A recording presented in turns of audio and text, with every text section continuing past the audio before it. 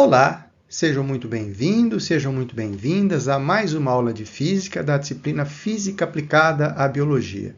Esta é a primeira videoaula do terceiro módulo da nossa disciplina, um módulo que trata a respeito da eletroforese de proteínas. O tema da aula de hoje é a migração molecular. Antes de iniciarmos nosso importante tópico, que é a eletroforese, eu gostaria de introduzir alguns conceitos importantes sobre o eletromagnetismo. Você certamente já deve ter feito um experimento dos balões em casa. Ao atritar o balão verde, ele remove cargas elétricas da superfície da lã, que por sua vez se acumulam em sua superfície isolante. Blusa e balão adquiriram cargas elétricas estáticas. Ao soltar o balão, ele é atraído em direção à blusa. Perceba que se eu também atritar o balão amarelo, ele também irá adquirir carga elétrica, uma vez que se eu soltá-lo, ele também é atraído pela blusa. Agora, fato curioso acontece quando eu tento aproximar os dois balões carregados. Perceba que neste caso um balão repele o outro. Tá vendo? Olha que legal, pessoal. É bonito isso aí, né? Pois bem.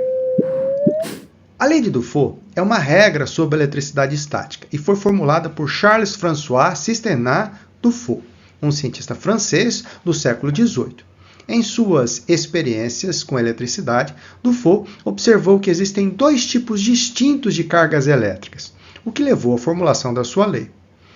A lei de Dufault afirma que cargas de mesmo tipo se repelem, cargas de tipos opostos se atraem. Dufault chamou os dois tipos de eletricidade vítrea, hoje conhecida como carga positiva, e eletricidade resinosa, hoje conhecida como carga negativa. A partir dessas observações, ele contribuiu para a compreensão inicial da eletricidade estática e suas interações. Hoje, essa ideia é fundamental no estudo do eletromagnetismo. Está incluída nas leis que descrevem o comportamento das forças elétricas. Para poder explicar a lei de Dufault, ou seja, a interação à distância entre cargas elétricas, Michael Faraday propôs a existência do campo elétrico. O campo elétrico é uma região no espaço, em torno de uma carga elétrica, no qual uma outra carga elétrica experimenta uma força de natureza elétrica. Matematicamente, o campo elétrico, ou seja, o vetor campo elétrico gerado por uma carga pontiforme Q em um ponto do espaço P, é dado pela equação em tela. Mas nesse ponto eu chamo a sua atenção para um fato importante.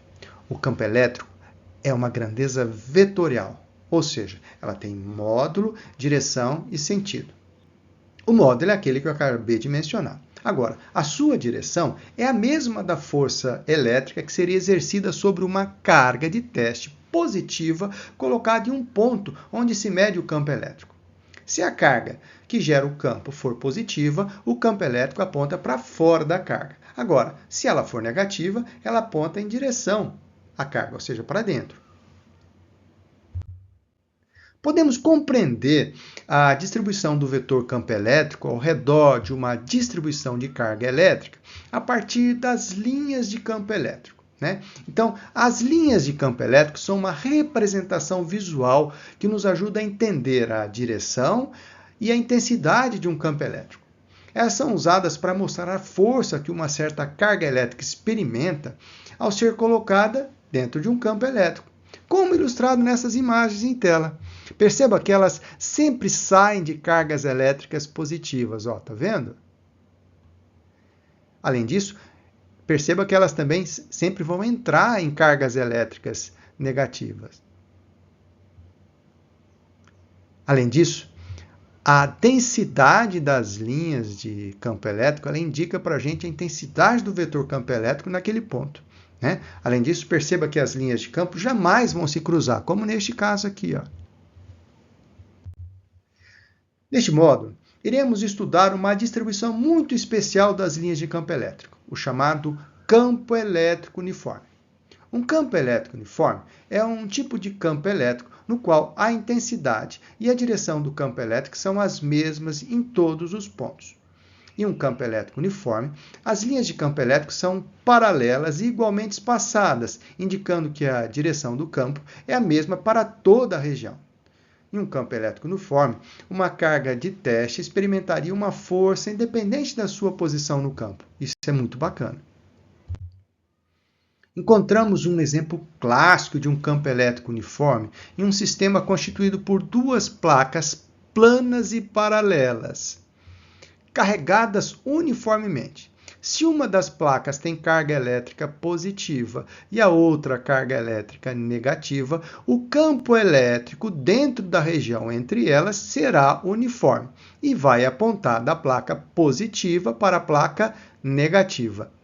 Matematicamente, o módulo do campo elétrico entre essas placas pode ser expresso a partir dessa expressão em tela aqui, ó. E, que é igual a VAB sobre D, onde VAB é a diferença de potencial elétrico, TDP ou voltagem, estabelecida entre as placas que estão eletricamente carregadas. E D, por sua vez, é essa distância entre elas. Quando partículas que possuem carga elétrica líquida positiva, por exemplo, mais Q, são posicionadas no interior do campo elétrico uniforme, elas experimentam a ação de uma força elétrica Fe, de intensidade Fe, que é igual a Q vezes Z, com direção e sentidos idênticos ao campo elétrico uniforme. Essa força faz com que essas moléculas sejam aceleradas em direção ao eletrodo negativo, como ilustrado aqui na imagem em tela. Analogamente, quando partículas que possuem carga elétrica negativa, menos Q, são posicionadas no interior do campo elétrico uniforme, elas experimentam a ação de uma força elétrica, Fe, que é igual a menos Q vezes Z, com direção idêntica ao do campo elétrico, porém um sentido oposto ao do campo elétrico. Essa força faz com que essas moléculas sejam aceleradas em direção ao eletrodo positivo, como ilustrado na imagem em tela. Esse processo é chamado de migração molecular. Em uma cuba eletroforética, os eletrodos são banhados por uma solução eletrolítica. Essa solução faz com que, durante o processo de migração, o movimento das partículas não seja acelerado, e sim uniforme, devido à ação simultânea de uma força de resistência proporcional à velocidade da molécula, cujo módulo e direção é idêntico da força elétrica, porém com sentido oposto, conhecida como força de arrasto viscoso. A força de arrasto viscoso é γ eta V, onde γ é uma constante relacionada à forma da molécula, eta é a viscosidade da solução eletrolítica e V é a velocidade da molécula. A mobilidade dessas moléculas pode ser analisada à luz do modelo de migração elétrica de Stokes. Neste modelo, uma partícula com carga elétrica líquida Q, seja ela um íon ou uma molécula, se movimentam na solução com velocidade constante de módulo V. A forma dessa partícula se assemelha ao de uma esfera de raio A. E, desta maneira, a sua constante de forma γ é escrita como sendo 6π vezes A. Aplicando a segunda lei de Newton à nossa molécula, nós temos que o somatório das forças tem que ser igual ao produto da massa vezes a aceleração. Entretanto, olhando aqui para esse desenho, fica fácil a gente ver que as únicas forças que estão atuando sobre a partícula são a força elétrica e a força de arrasto viscoso, tá? Considerando que a velocidade da partícula vai ser constante, pelo motivo que eu acabei de apresentar para vocês, nós temos que a aceleração dessa partícula será nula. Deste modo, o somatório das forças tem que dar zero. Sendo assim, quando eu for fazer o somatório das forças, eu tenho para a esquerda mais Fe, para a direita menos Fa, né? Então, somando essas duas, o resultado tem que dar zero. Passando Fa para a direita dessa equação, nós temos que o módulo de Fe é exatamente igual ao módulo de Fa, confirmando a nossa premissa de que a magnitude das duas forças é idêntica. Agora, quando eu for substituir o valor da força elétrica, que nós já colocamos numa expressão anterior, né? Quando nós colocarmos o valor da força de arrasto viscoso, que é aquela expressão que nós acabamos de colocar nos slides anteriores também, escrever essas duas equações e isolarmos a velocidade. Nós temos que a velocidade de mobilidade dessa partícula, né, também conhecida como velocidade de migração, é dada pela essa equação em tela que está aqui, ó, que é E sobre 6 π A sobre eta. Percebam deste modo que a velocidade de migração ela é diretamente proporcional à quantidade de carga elétrica líquida presente na partícula e inversamente proporcional ao seu raio. Parâmetro esse que está diretamente ligado ao seu tamanho. Esse é o conceito básico, chave, que está por trás da técnica da eletroforese.